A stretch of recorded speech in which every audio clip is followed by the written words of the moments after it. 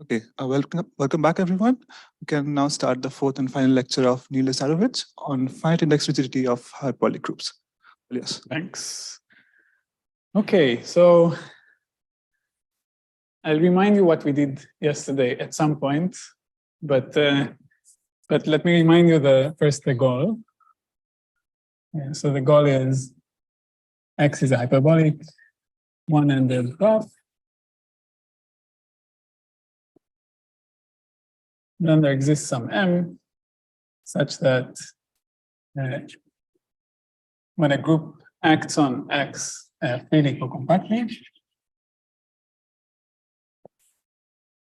then the complexity of G is comparable to the volume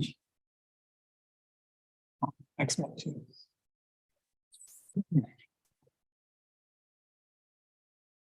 Okay, and maybe just to simplify a bit certain steps of the proof, let's assume that that G that's acting is torsion free.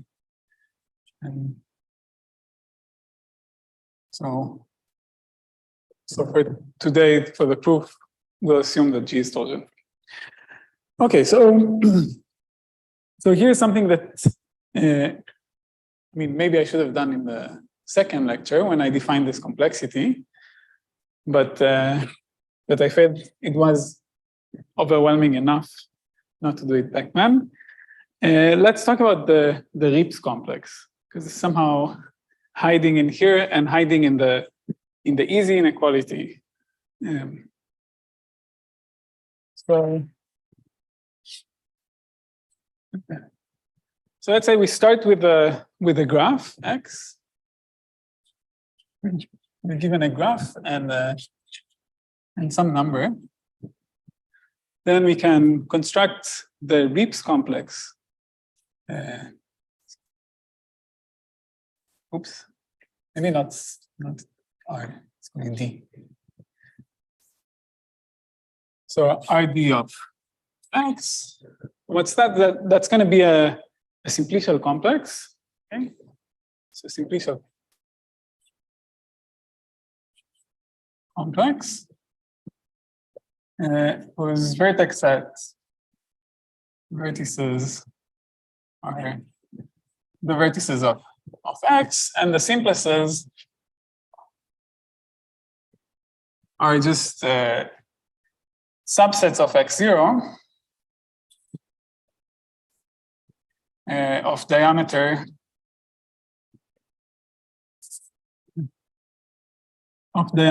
at most D.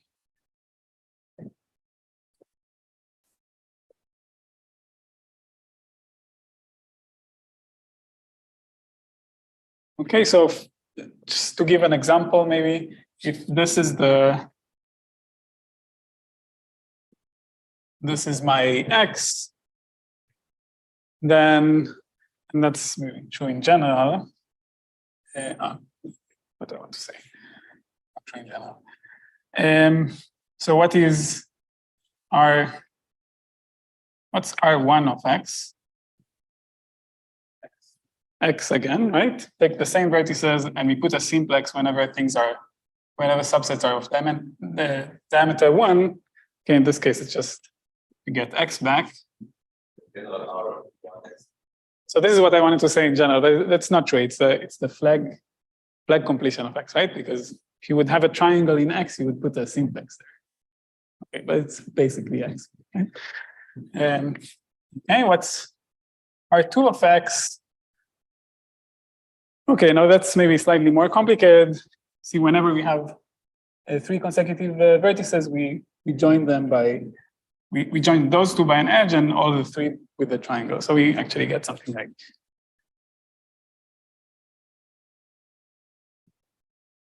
this guy.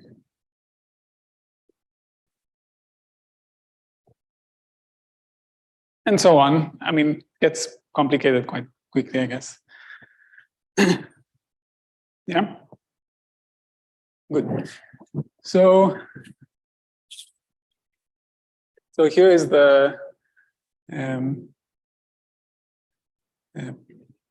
something proved by Gromov, is that the Rips complex of a delta hyperbolic graph is contractible if you choose D big enough. Okay, so position X is a hyperbolic graph, delta hyperbolic graph. Then is contractible.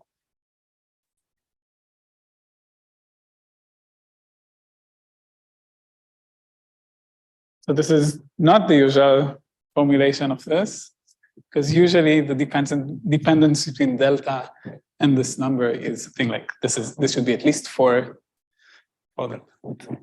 But we know that what? Yeah, every delta is different. Good. Causing trouble. Yeah. So yeah, I think you need to choose it to be like 4 times the delta, something like 800. See, that's the thing. It doesn't really matter at the end of the day. Okay, there is a number. In the proof, we need a number, right? But in our everyday life, we don't really care if it's 4 delta or 100 delta. Okay. So let me maybe sketch the proof of this. Yeah, so you choose this delta to be big enough, right? That's the starting point. And now you want to show that this simplicial complex is contractible. So what does it mean to be contractible? It's equivalent to saying that all of the pi ends are 0, right?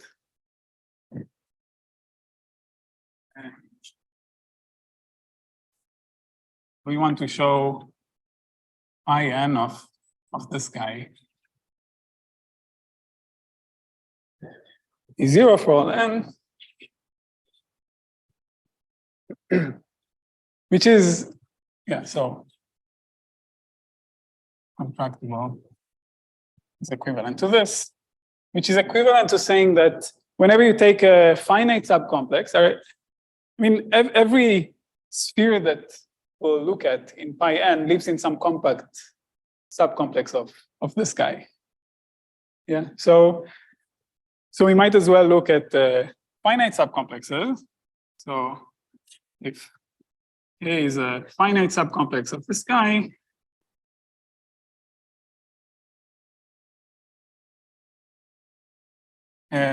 then there is some homotopy that would take it to a point. Exists a homotopy that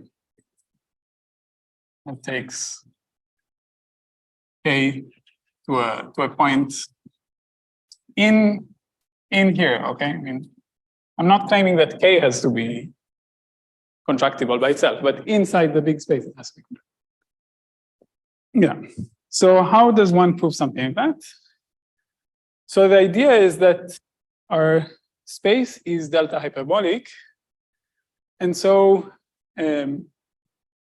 if you have, so let me put the complex somewhere. So here's the complex K. Let me put one actual vertex or something. So this is K. Okay, let's just pick any point we like. Let's say O. Okay, now what would I like to do? I would like to use the geodesics to just pull K into X. Okay? So those that work with, say, cat-0 metric spaces, this is just the proof, right? I mean, you do that, for each point, you just look at the geodesic, and then you start pulling back. And since things stay continuous because of I don't want to say convexity of geodesics and so on, it works. But here, this is not so nice, right? I mean, there are many geodesics to a point. It's not so well defined. But still, the idea is really that. So what we'll do is we'll look at the vertex that's maybe the furthest away from O among the vertices of K. And we'll just try to pull this vertex closer to O. Right? If we manage to do this, then by iterating this, we'll eventually be able to contract everything to O. Yeah, so the goal, so yeah, peak O, whatever. And the goal would be bring the furthest vertex V closer to O. Yeah, so now let's just focus on V and its neighboring vertices. I'm just going to redraw the picture here without all the noise. So here is V, and let's say one neighboring vertex here. Okay. Then let's look at the geodesic triangle connecting O to O, V, and U. So it would look something like that.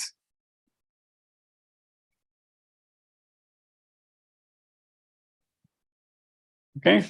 So U and V are neighbors. U and V are neighbors. Remember, I chose, just to explain why I drew this picture, this delta is much, much bigger than this delta. Okay, so you see the triangle is very thin, but the distance between them is the bigger delta. So, yeah, eventually when you write a proof, sometimes you actually need to name the deltas, but when you just draw a picture, that's... Yeah, so what's the idea? The idea is try to bring V closer to O. Okay, so let's actually name one of those deltas. Let's call it D, just for the sake. So on. Yeah, so what you can do is you can, along the geodesic from V to O, choose a point here at distance D over 2 from V. So let's maybe call it V prime. Okay, so V prime is another one of the neighbors of V. But what's interesting is that V prime is actually a neighbor of U as well. And the reason is, we need to compute what's the distance between U and V prime. And note that to go from V prime to U, what you have to do is maybe travel delta, either to this or to that, depending where in the picture it lands, and then travel at most something like D over 2. Yeah, and the reason is U is closer to O than V, so the picture cannot look like here is V and here is U. Okay, that's the sketch of what's going on. Yeah. So what did we get? We get that the star of V, so all the neighbors and vertices and edges and simplices that contain V actually also contain V prime. So what do I want to say? I want to say that the star of V, which is all the simplices, subcomplex of K that contains all the simplices that contain V, is contained in the star of V prime. Okay, and now you can just imagine in this star, I'm just pulling V closer, pulling it to V prime. Yeah, so imagine I have, let's say, just in this picture, you have U, V, and V prime. What you can do is now do the homotopy that just takes this edge closer to you.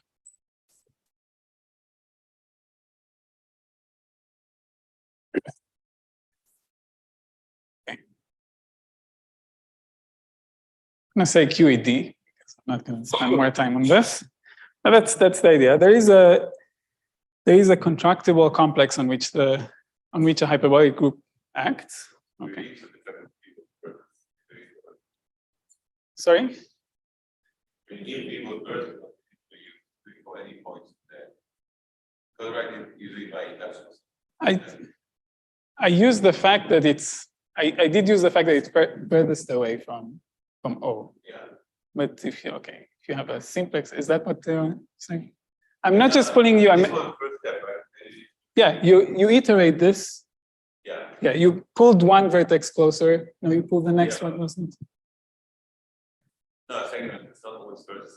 I mean, it's in general. Vertex. The rest. Yeah, you leave. Yeah.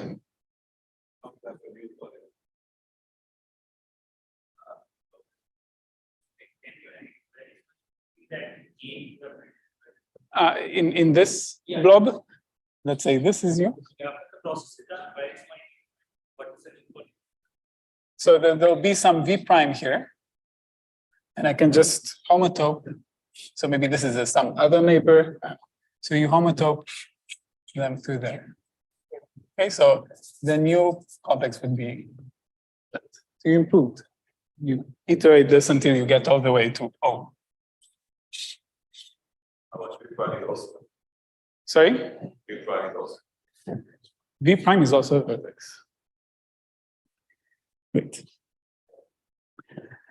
Yeah, so maybe as a corollary of this proposition, we get that a hyperbolic group,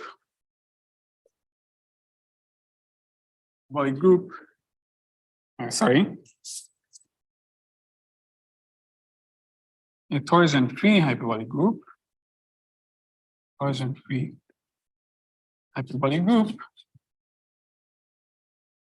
is always, well, I mean, first of all, we get that it's finitely presented, but more than that, it's actually of what's called type F.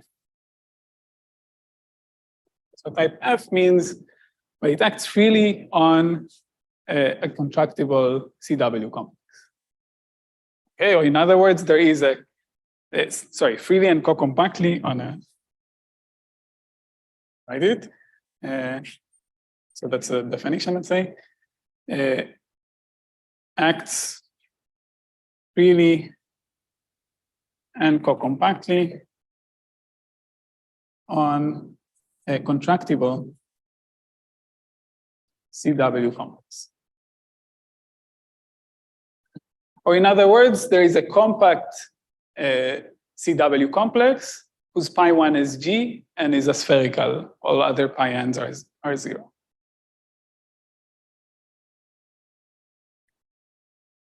Let me write it there.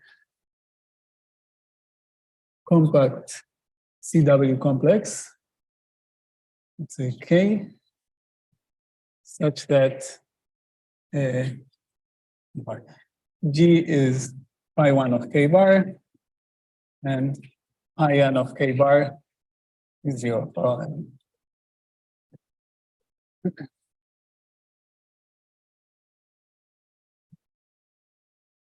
Okay, and what's the proof? You just take your group, you look at its Cayley graph, you go over this Rips complex, it's contractible, and the only thing that's left is to show that you still act freely. Where is it? Freely on this guy. It's clearly co-compact if you think about it. And the fact that it's free has to do with the fact that the group was torsion free. It acts freely on the graph, and so the only non-freeness could be coming from stabilizing a simplex. And this would be some finite subgroup. Impossible. Okay, so in particular, what we get is that for a hyperbolic group, this thing is actually, it's finite. Right? There is actually a compact space for which one can do it, and this is actually true even if the G is not if G is not torsion free. So let me just say G. What do I want to say? G hyperbolic or a hyperbolic group has in general type F infinity, which means it acts freely on a contractible CW complex, so that the action on the nth skeleton is co-compact for every n. Okay, but maybe the whole thing is not compact. Okay, good. So this much about the Rips complex. And what I want to say is that we automatically get the easier inequality in this case. So the proof of the inequality volume bounds from above the complexity. G for every M.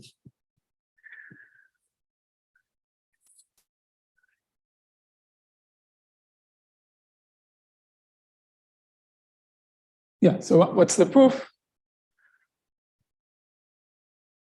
We start with X, but actually by the proposition we can replace X by this Rips complex. Okay, it will change the volume, but by some multiplicative amount. So replace X by its contractible Rips complex.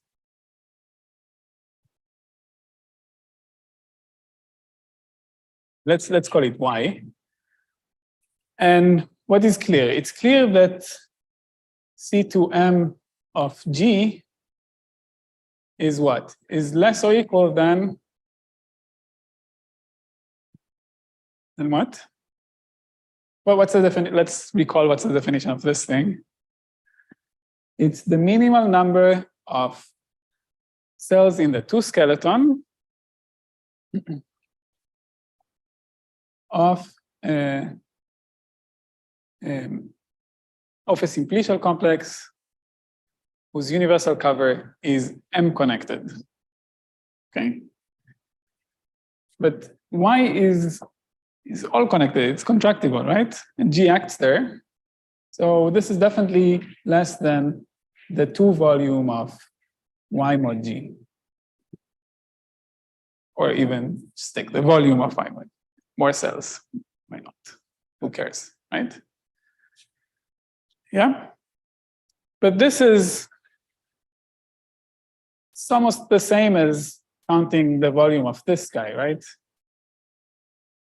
What's the difference? I mean, here maybe we have more cells, more edges, and so on, but they come from subsets of Y that have certain diameter.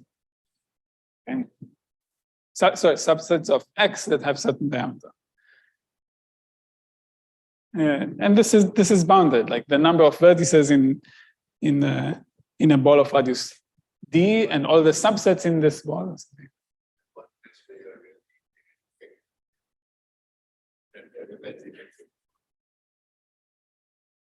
What do you mean? No, I mean for this particular step of the argument, how much of the diameter? Yeah, but here you have to, yeah, at some point, some arguments actually do, you do need to specify delta in some arguments. Yeah, it's not, I'm not claiming that this solves all problems.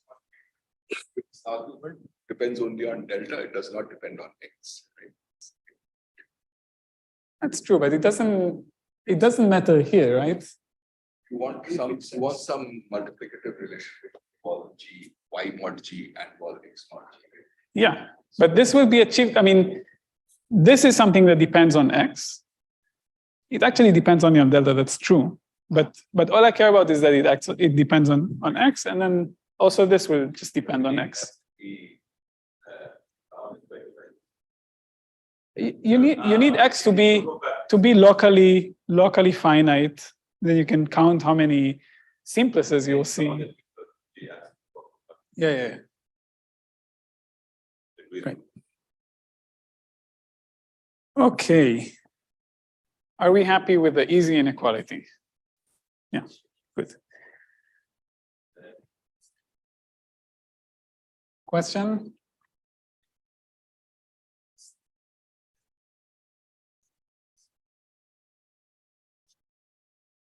Yeah, that's true. Depends only on X, right? This thing. It's like how many simplices of diameter D you see in a ball? Some size. Yeah, good. Yeah.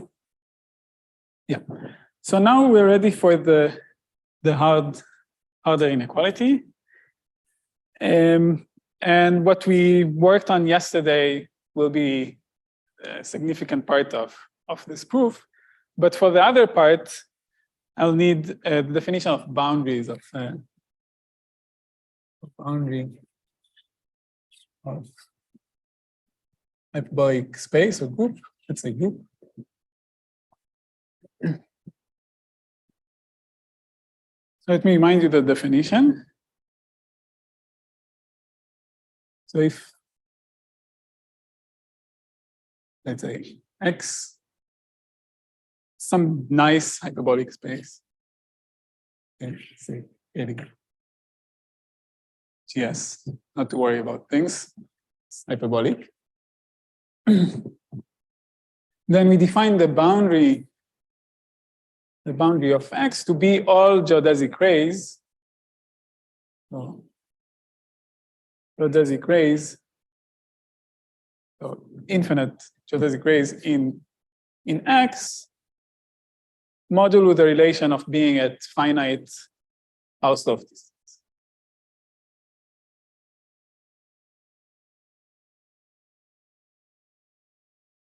Yeah, so here's the cartoon. This is X, and we look at geodesic rays, and we say that two of them define the same point if they stay at a bounded Hausdorff distance from one another. So say this whole thing is bounded. Actually, for this definition, I'm also thinking of that, but really at some point they're going to be delta, two delta, something like that apart from one another.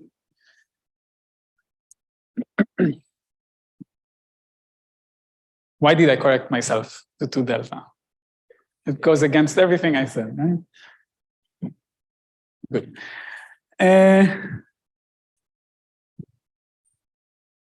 Old habits, all right? It's this. Okay, so this is the boundary as a set, but this object also has a topology. Yeah, so what's the topology?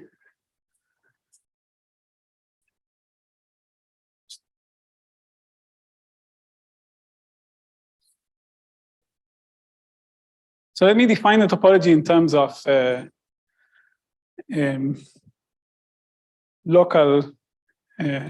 local basis. So given a point,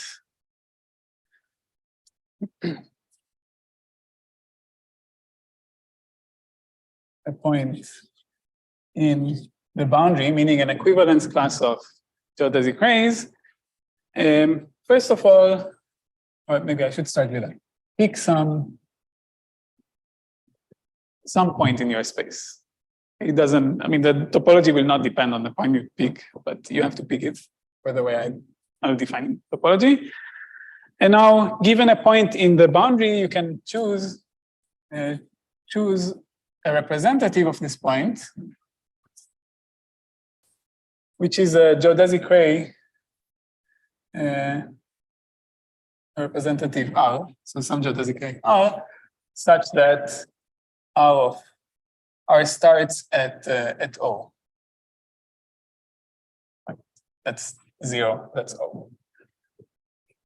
Okay, so I have a picture. So maybe you started with some geodesic ray, and I'm telling you, first thing, you can replace it by a ray that is equivalent, but starts at O.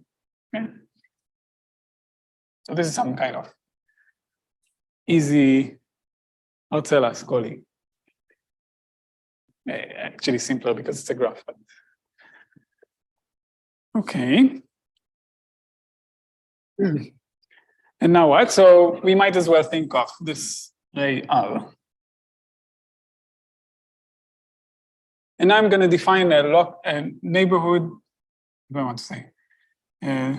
Local neighborhood basis at psi. Okay, so for this, what I'll do is I'll pick points along this R. Okay, so give me a point, let's say V, then look at the following set of rays. So I look at all rays. So maybe I should give it a name. Psi, or maybe psi V, will depend on some delta that we can just fix to be 100 times the delta of hyperbolicity, let's say. And what is this thing? It's going to be all geodesic rays, R prime, in the boundary, so that R prime passes through the ball of radius delta around V.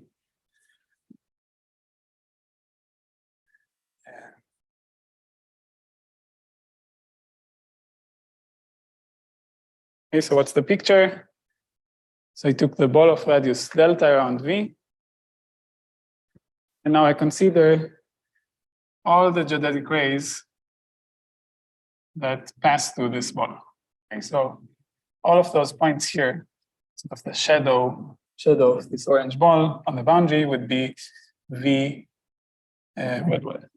psi V, and this delta that's really fixed. So forget it. Okay, so these are not, I mean, when I say a neighborhood basis, I don't mean open neighborhood basis, but just neighborhood basis, meaning psi will be in the interior, sort of by definition of this thing. If you want to know what's an open set is a union of, open set, I want to say. Open set is a set so that for every point, there is one of those things in between the point and the set. Yeah, not the same as being the union of such things.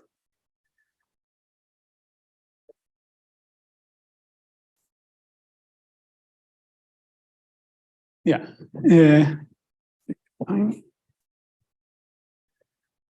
Yeah, so this is the topology we put on the boundary of X. Let me just, I mean, we've never seen boundaries of hyperbolic groups. That's okay, that's allowed. Who have seen boundaries of hyperbolic groups? Okay, interesting. Okay, let me give you examples.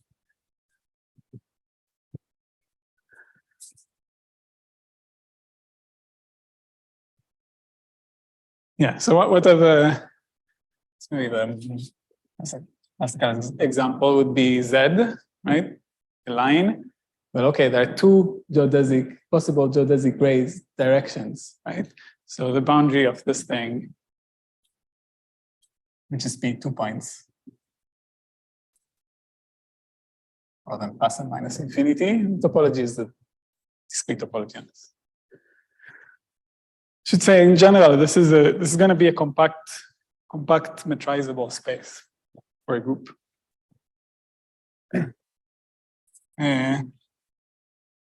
It's the free group, right?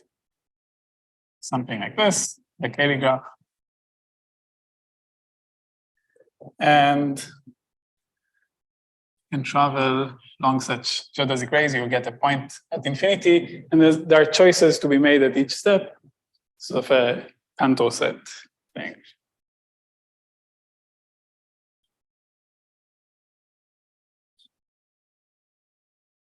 And maybe one last example. Take a surface group.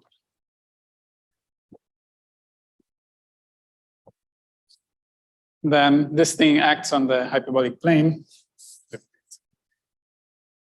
It actually doesn't matter if you compute the boundary for the group or any kind of nice hyperbolic space in which it acts properly and co-compactly, and you get the boundary of the hyperbolic plane. It's just this circle. Okay, so these are some examples.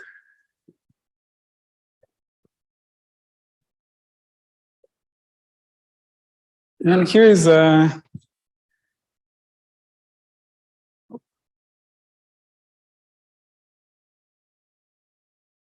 maybe first an observation about the space. Made by Gomov. Yeah, maybe if I don't attribute something, you should assume it's Gomov. That's the. Yeah. So the observation is that the dimension of the boundary is finite. So here, when I say dimension, I mean it's a dimension of topological space, okay, by which I mean covering dimension.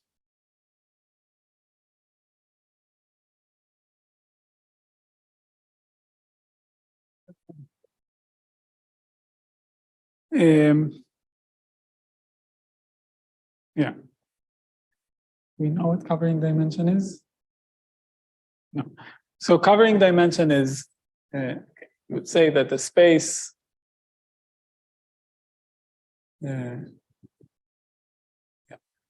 space M as covering dimension less or equal to n if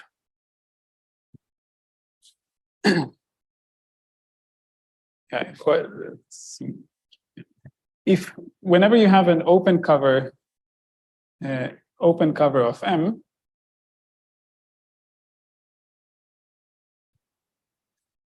there exists a refinement. Should I write it like this maybe?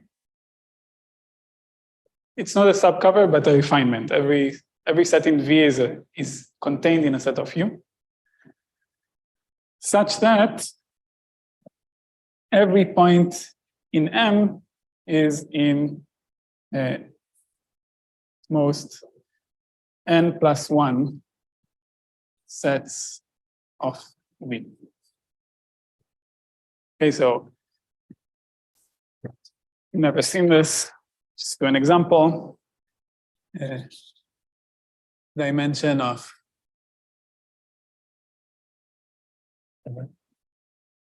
R2. Okay, so you cover R2, maybe some, cover R2 with some sets. Okay, or you, I mean, this is another way of saying decide how small you want the thing to be. And really, maybe I want to think of compact. Is that the right definition? If it's not compact, help me out, people.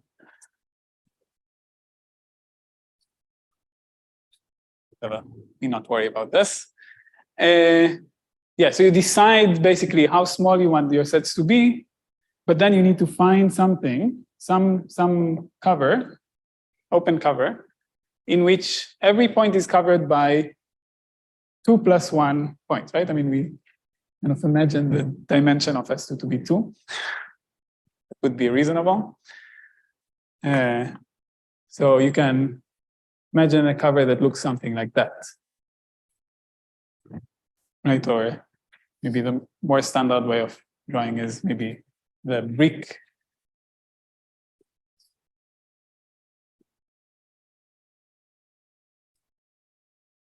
Yeah, so take those bricks, maybe enlarge them by small epsilon. Every point is in at most 3 bricks.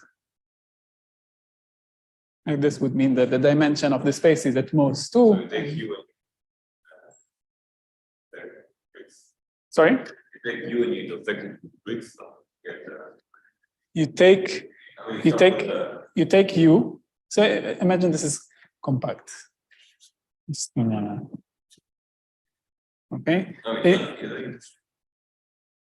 Sorry? Yeah, you're given U, right? You can just start your own. In the definition, you're given a cover. Yeah, but find a sub. That's the thing. It's not a subcover. It's a refinement. Okay. But in a refinement, you can do whatever you want as long as it's small enough. That's the idea. U should be thought of. You give me epsilon, and I'll find a cover such that the diameter of sets in the cover are less than epsilon and have this property. That's the way to think of it.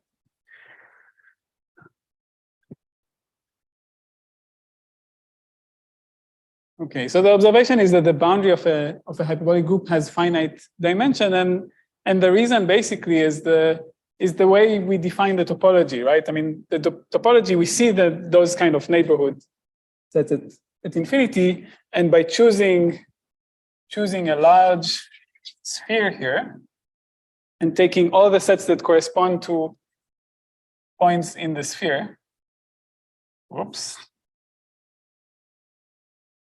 This would be one of those good V's, right? There'll be some n, okay, depending on the sphere, something that's locally finite, bounded, that would control how many of them can intersect.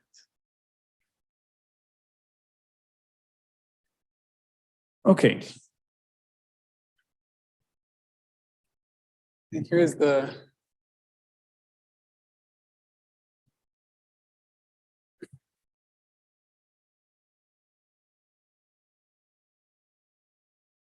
yeah, so in the theorem, remember there's this M that appears in the theorem. Now I can tell you what is M. So M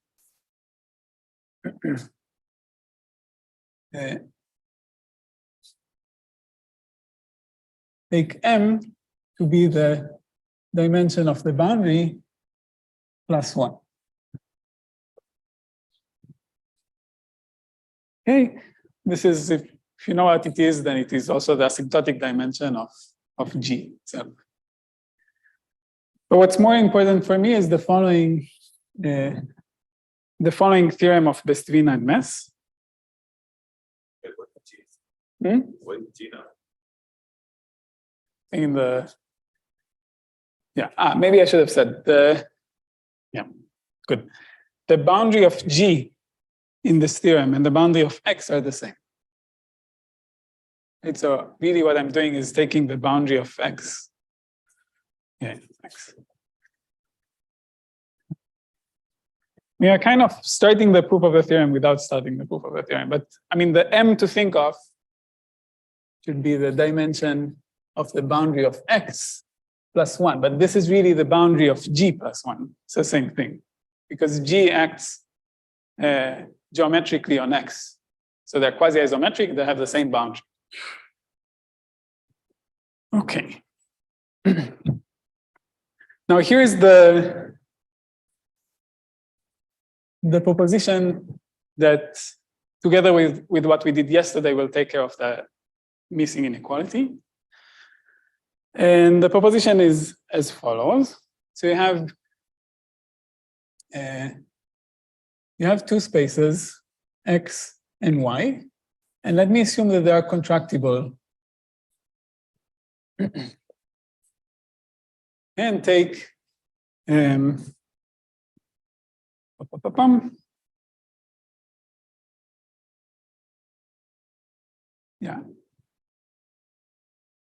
I don't need to worry about this. Just, yeah. So I take two spaces which are contractible, and G acts on both of them.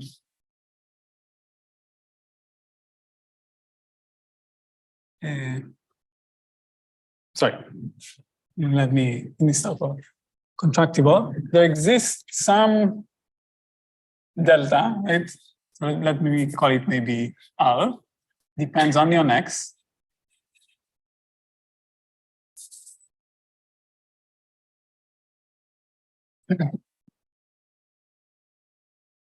Okay.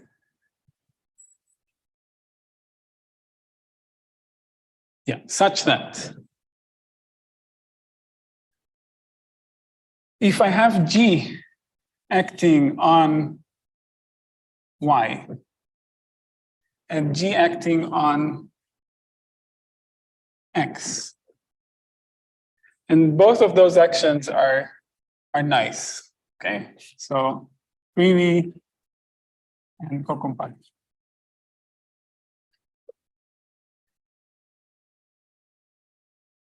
Okay. Yeah. then every G equivariant map, continuous map, say P from Y to X,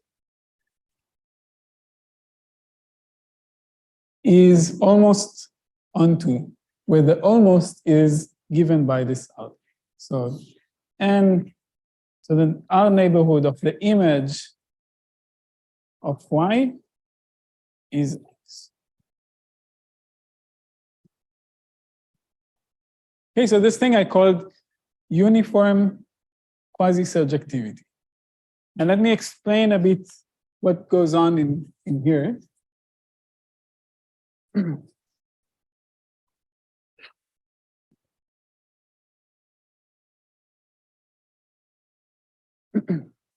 Yeah, so first of all, note that G acts on Y and on X freely and co-compactly, meaning G is QI to each one of them. In particular, they're QI to each other.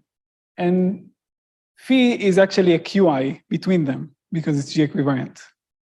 Okay, so just by the fact that it's QI, I would get automatically that it is quasi-surjective. Quasi-surjective meaning something like that. Okay, what's the important thing here is that the R does not depend on Y and the action of G and Y and the map. Depends only on X. Okay, this is why it's uniform quasi-surjectivity. It doesn't matter how you mapped yourself into X, you must be this quasi-surjective. Okay, so let's prove this. And the proof will use a result of Besvina mass. So yeah, so take M to be dimension of the boundary of X or Y or G, doesn't matter, plus 1. Okay. Then what do we know? So by Besvina mass,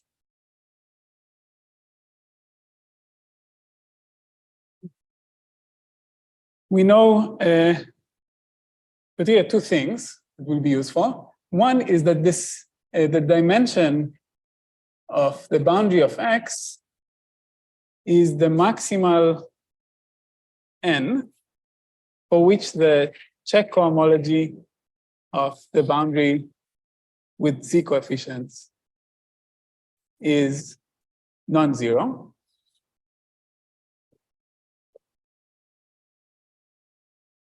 Do you know what check cohomology is?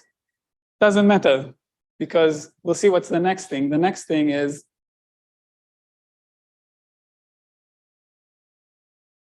this thing is actually the same as compactly supported n+1 homology of X. Okay, so what do we get? We get that at the dimension M, okay, we have something non-trivial in this check cohomology degree M of the boundary, but sorry, of degree M minus 1, right? The boundary. And so we get something non-trivial in HM compactly supported of X. So what I want to get out of this is the following. HC of M of X is non-trivial.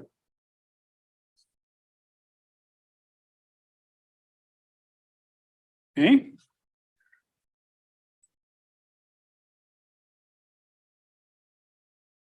And now the rest of the proof is really just magic. So there is some non-trivial cohomology class here. What? Compactly supported. Take functions which have compact support and you do usual cohomology on these groups. Okay. Yeah. So now we have this map P from Y to X, this gives us a map in cohomology going the other direction, right? So I have HMC of X going to HM of Y. Note that this map is proper, so you actually do get one needs to be a bit careful because compact is for the level.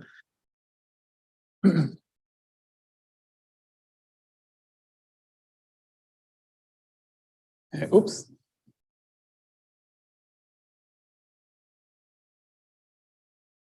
So here I have the map induced by phi, and here I have the map induced by the map that phi defines on the boundary. Okay, so I didn't really say what it is, but there is a homeomorphism between the boundary of X and the boundary of Y coming from phi. Okay, these are isomorphisms by Bestwin-Ames. And here is the magic. The magic is if this is not quasi-surjective with some R, okay, then actually I get a map from Y to X minus some vol. Right? Something like that. Right? If it misses a big ball in X, then I can say that the map went from Y to the sky. By choosing R big enough so that it includes the support of alpha, alpha for me is now fixed. Yeah. So by choosing R here, which is big enough to include the support of alpha, I will get that. What will I get? I'll get that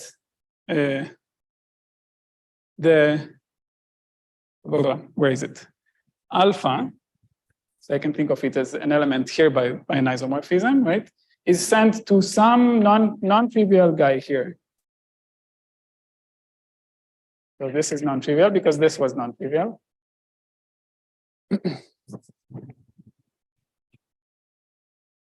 Okay, this is on the one hand. On the other hand, the support was contained in that. So when I actually restrict alpha to this thing, I'll get 0.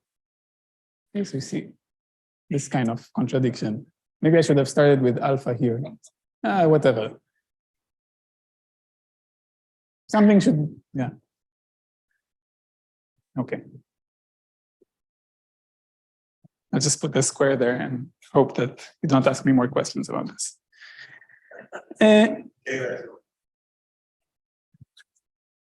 Yeah. Alpha is supported. Yeah. Let's do that, okay? Let me put alpha here. Okay. Now, what happens when I take alpha and I look at what happened to me? This is terrible. Take alpha, right, and you take it to phi, using phi to Y, what you get here is 0. That's actually it. Why? Because the support of alpha was in this ball, and phi doesn't even see this ball. So it just sees whatever is outside the ball on which alpha is 0. So when you pull it back, you get 0. Okay. On the one hand, on the other hand, it corresponds to this non-trivial element in the boundary, which must be sent by homeomorphism to a non-trivial element here. The commutativity of this diagram is the contradiction.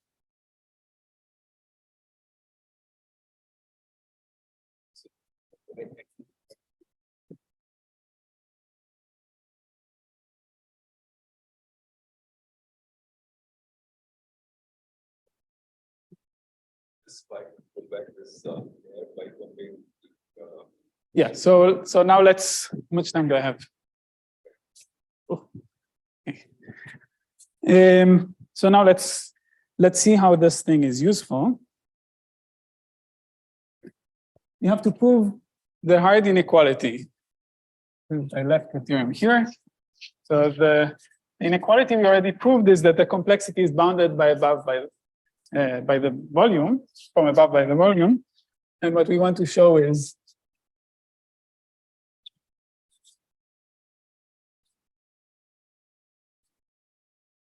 this, right?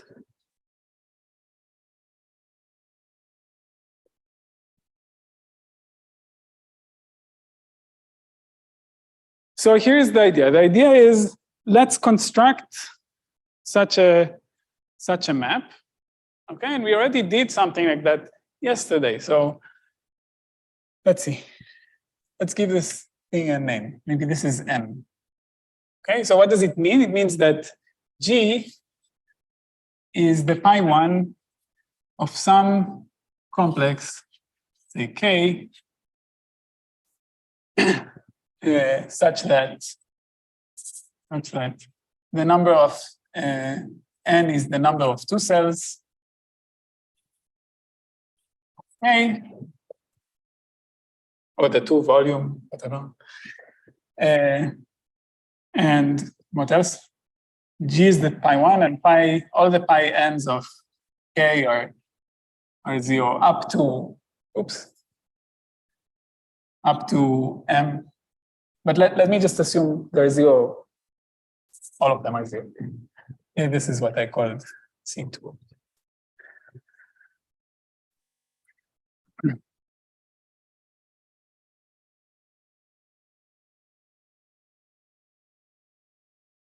Okay, so I have G acting on the universal cover of K.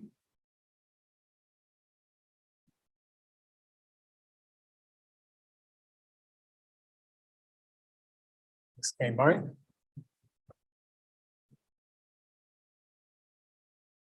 G is also acting on X, right? That's the given action. And we might as well assume that X is contractible.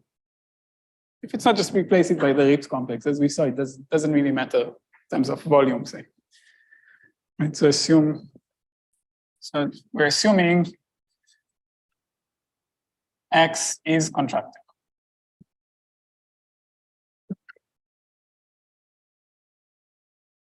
Yeah. Now, we want to build a continuous map between K and X. Okay, we did start to build such a map yesterday, right? So what did we say? We said that one can build such a map from the vertices of K to the vertices of X by choosing where to map orbit representatives and extending it G equivalently.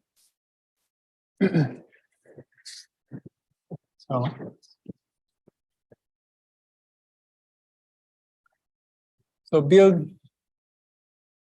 the map P as follows. So choose some G equivalent map from K0 to X0. Actually, yesterday we saw that among all of them, there is a preferred one, or maybe not one, but there is a preferred choice here to be made, and that's the one that we saw yesterday gives us some inequality on the number of leaves of some foliation. Anyway, choose such a map, and now we can extend it to edges. How would you extend it to edges? You have an edge here in K, and you have its image, phi of X and phi of Y. Send the edge to the geodesic connecting phi X and phi Y. There might be more than one, choose one, okay? And map it and do it G equivalent. This is the geodesic.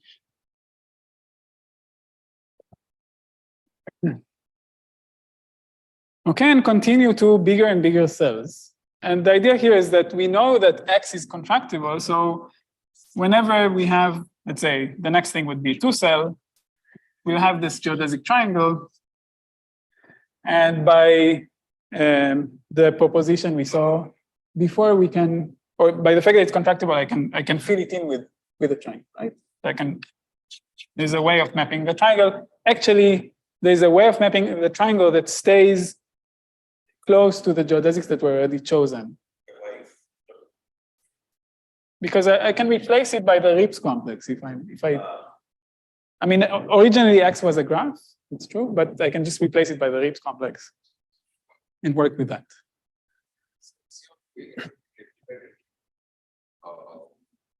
The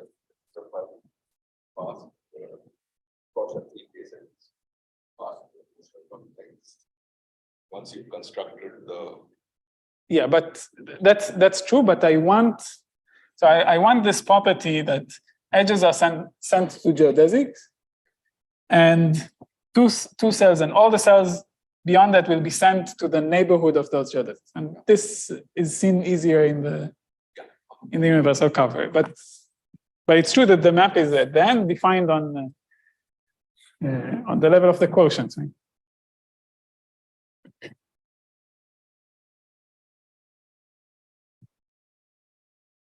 Okay. And now here's the rest of the proof. Well, we know by the proposition that there exists some R that depends only on X, okay, such that the image of this map phi is R quasi-surjective.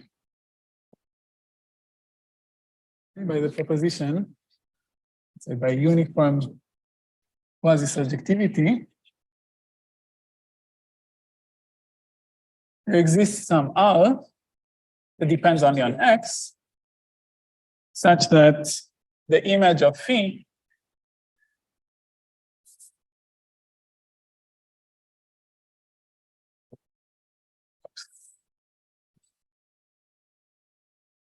is all of X.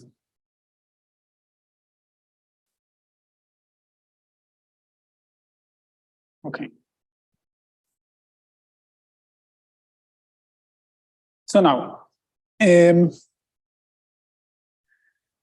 what I want to claim is that in the foliation we built, not foliation, the pattern we built yesterday, I will see at least the volume, some multiple of the volume of X mod G in the total weight of the foliation. So let me remind you how the construction went. You need it now.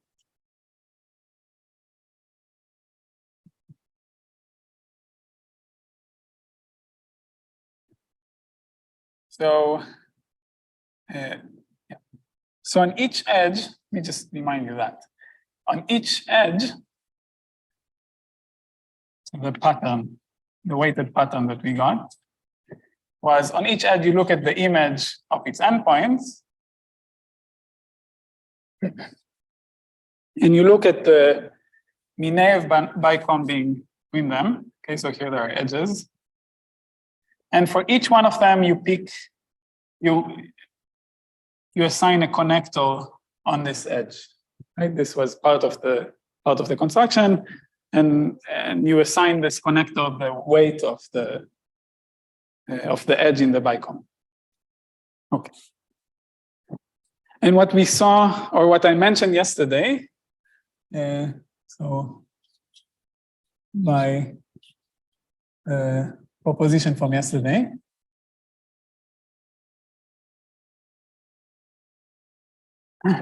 the total weight of the foliation that we get here, so this blue foliation on the quotient, is bounded by delta times the number of two cells, which is n if I.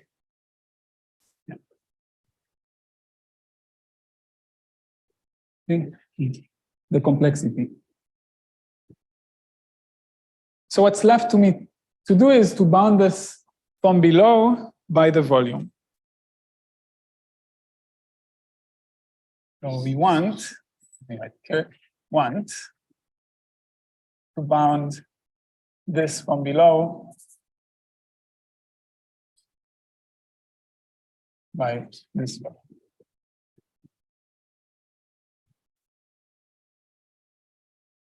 Okay, so how do we do that?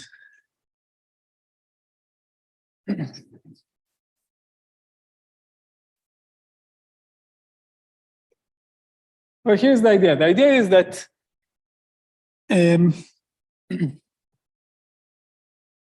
we can choose balls in X. So there are balls of radius. What do I want? Okay, it will not be specific. Delta in X, which are G invariant, and the number of such balls, number of orbits of balls, would be comparable to the volume. How do you do that? You just look at the quotient. Here's the quotient, X mod G. Okay, and you cover this quotient by ball. I didn't say disjoint.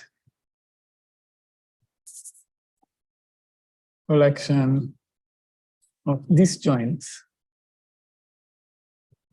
Okay, so I choose the collection of disjoint balls in the quotient and then lift it to X. I'll get such a collection of balls that are comparable to the volume, and let's assume that those balls cover all of X.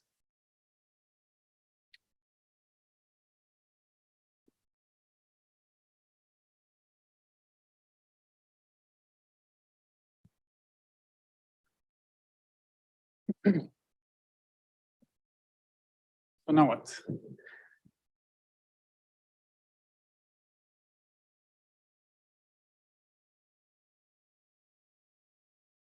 So here's the picture now.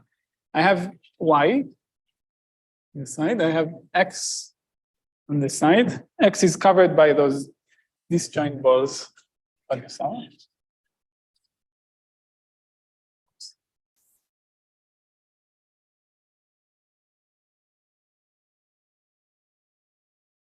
Go on.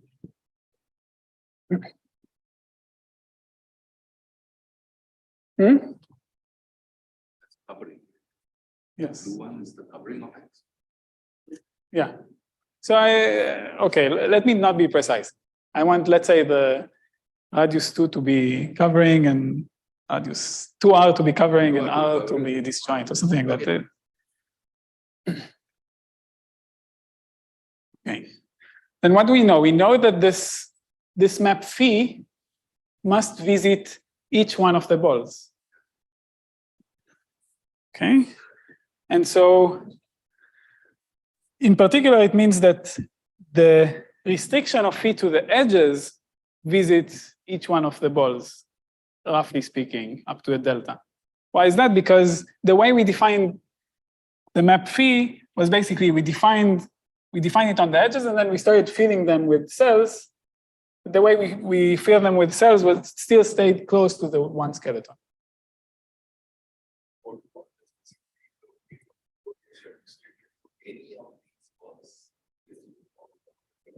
Yeah, exactly. So what do I know is that I know that for each one of those balls, there will be some edge here such that the corresponding Q of phi x of phi y will pass through the ball.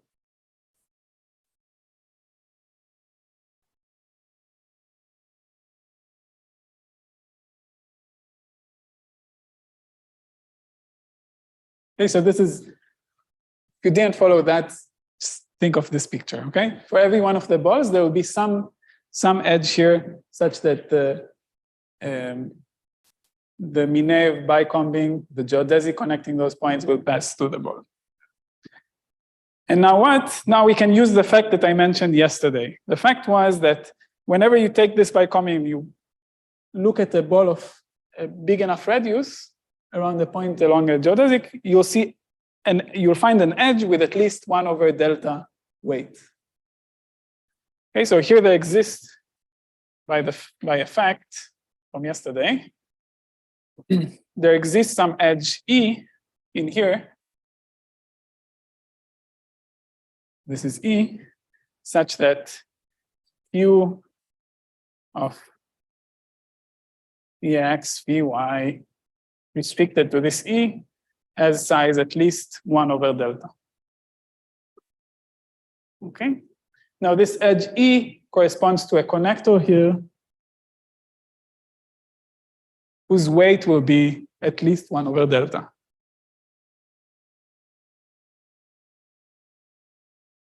So what do we get? We get that the total weight, let me write it down. The edge E corresponds to a connector C of E of weights at least 1 over delta. And so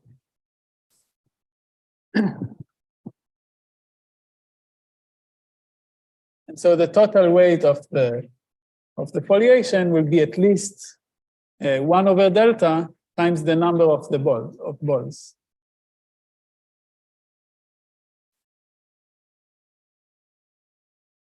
Which we said is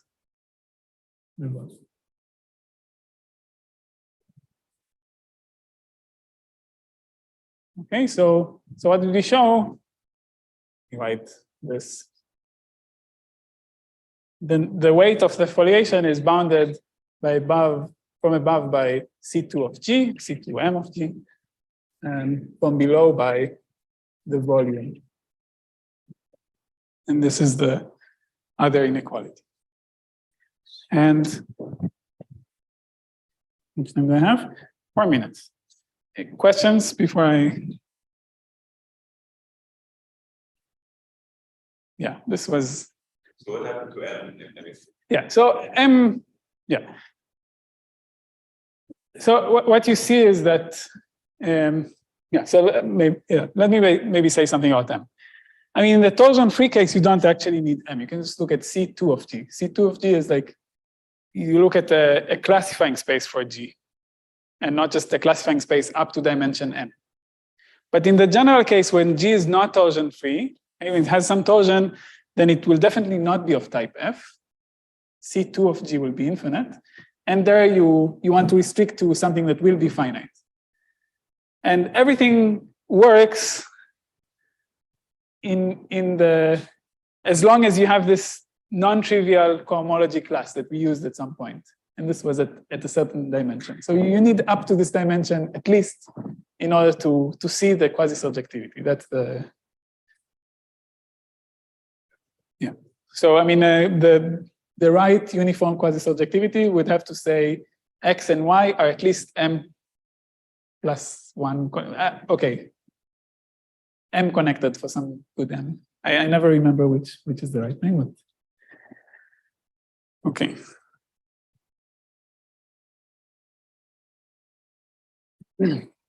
More questions? I mean, if not, I'll ask the questions. So that's the thing is just, I mean, how can this be generalized? So maybe the first thing is that I'm not happy with this M. I mean, it sort of makes sense that this M should be there, but still, I think it makes sense also to ask if the Delzin invariant, so the number of relations, is comparable to the volume. This would be the first question. Because this is sort of an invariant that, first of all, you see in the argument that really what you care about are dimension 2, but at some point there's some M appearing. It's to annoy us. Yeah, this only dependent on dimension 2. This. Oops. The other way. Okay. Another thing is, I mean, okay, hyperbolic groups are nice, but maybe we want more things like G would be maybe a cat zero group without, so acting on a space without some Euclidean factors.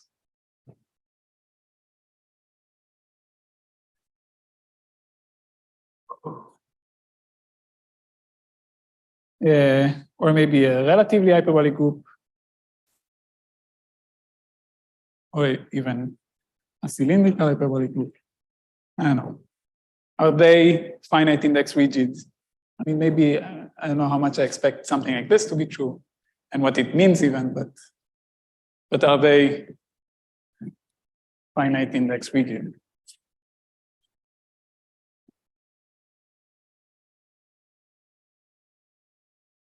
So in particular, Camille asked me about regs. Okay. Regs finite index rigid. Maybe that's easier, right?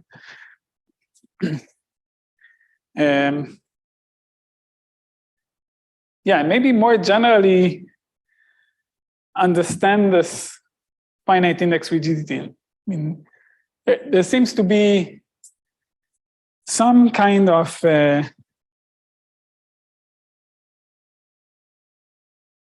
what do I want to say? Amenability or something like that involved in not being finite index rigid. Like if you are isomorphic to subgroup, maybe you need to mod out by something and you'll get a group that's like Z or Z squared or some amenable group. So maybe that gets more and more vague, but study non-finite index rigid groups.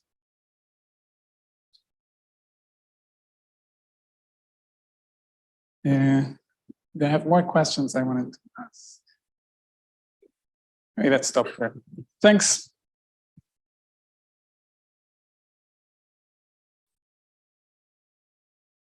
Do you have any new questions now?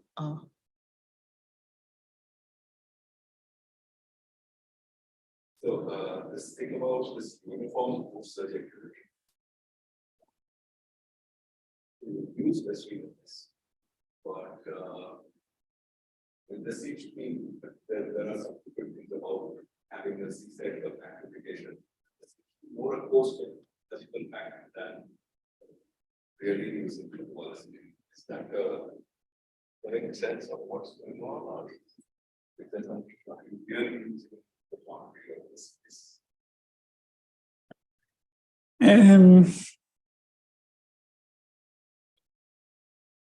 Yeah, that's a good question. I mean, definitely. I mean, you're asking specifically about the quasi-surjectivity. Yes, yes. Does that Yeah. Yeah, this makes sense that this will not really depend on hyperbolicity. Yeah.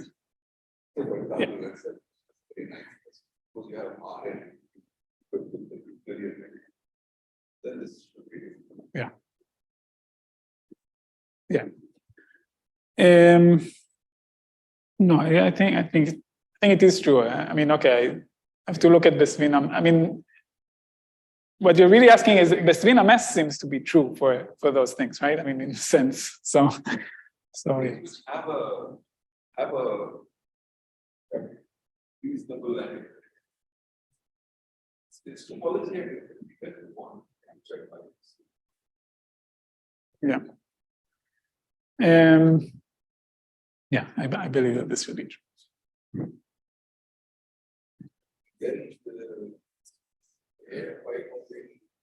Yeah, this I think in the Ket0 setting should be replaced by something that sits in higher cycles. Like you cannot expect to be small defect in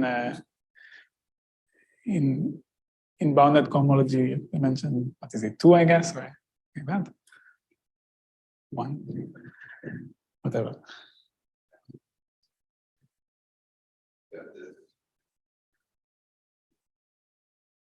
Maybe another question is there bounded cohomology?